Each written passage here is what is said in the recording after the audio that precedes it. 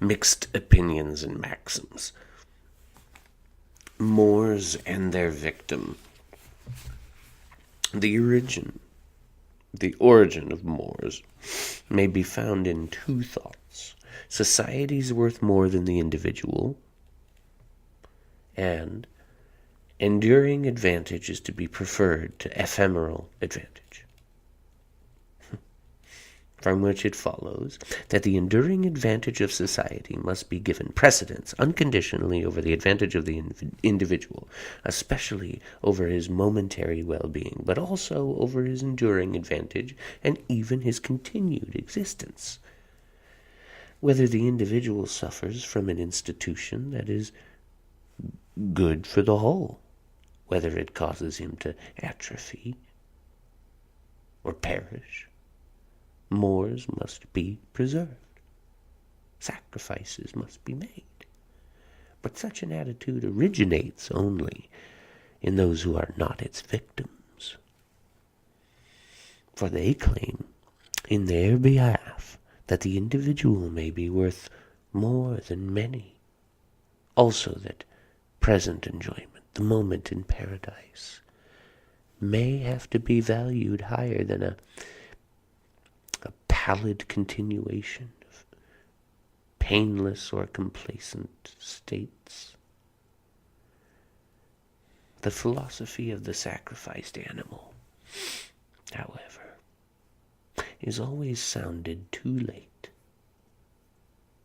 and so we retain mores and morality, which is no more than the feeling for the whole quintessence of mores under which one lives, and has been brought up not as an individual, but as a member of a whole, as a digit of a majority. Thus it happens constantly that an individual brings to bear upon himself, by means of his morality, the tyranny of the majority. 130. Reader's bad manners. A reader is doubly guilty of bad manners against the author when he praises his second book at the expense of the first, or vice versa, and then asks the author to be grateful for that. 137.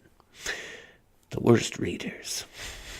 The worst readers are those who proceed like plundering soldiers. They pick up a few things they can use, soil and confuse the rest, and blaspheme the whole. 145. Value of honest books. Honest books make the reader honest, at least by luring into the open his hatred and aversion, which his sly prudence otherwise knows how to conceal best. But against a book one lets oneself go, even if one is very reserved toward people. 157. Sharpest criticism. One criticizes a person, a book, most sharply when one pictures their ideal. 168. Praise of aphorisms. A good aphorism is too hard for the tooth of time and is not consumed by all millennia, although it serves every time for nourishment. Thus, it is the great paradox of literature, the intransitory amid the changing, the food that always remains esteemed like salt and never loses its flavor as even that does.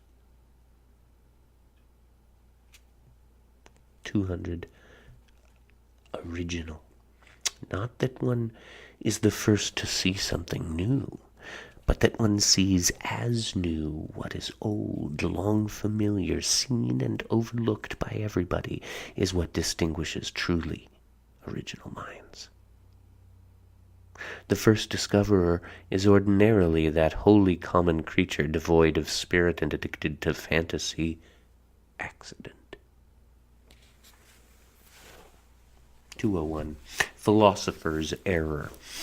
The philosopher supposes that the value of his philosophy lies in the whole, in the structure, but posterity finds its value in the stone which he uses for the building, and which is used many more times after that for building better. Thus it finds the value in the fact that the structure can be destroyed and nevertheless retains value as building material. 206. Why scholars are nobler than artists. Science requires nobler natures than poetry does. They have to be simpler, less ambitious, more abstinent, quieter, not so concerned about posthumous fame, and forget themselves over matters that rarely seem worthy in the eyes of many of such a sacrifice of one's personality. To this must be added another loss, which they are conscious. The type of their work, the continual demand of the greatest sobriety, weakens their will. The fire is not kept as strong as on the hearth of poetic natures, and therefore they often lose their highest strength and bloom at an earlier age than most men do. And as mentioned, they realize this danger. In any case, they appear less gifted because they shine less, and they will be considered inferior to what they are. 251. In parting. Not how one soul comes close to another, but how it moves away shows me their kinship, and how much they belong together.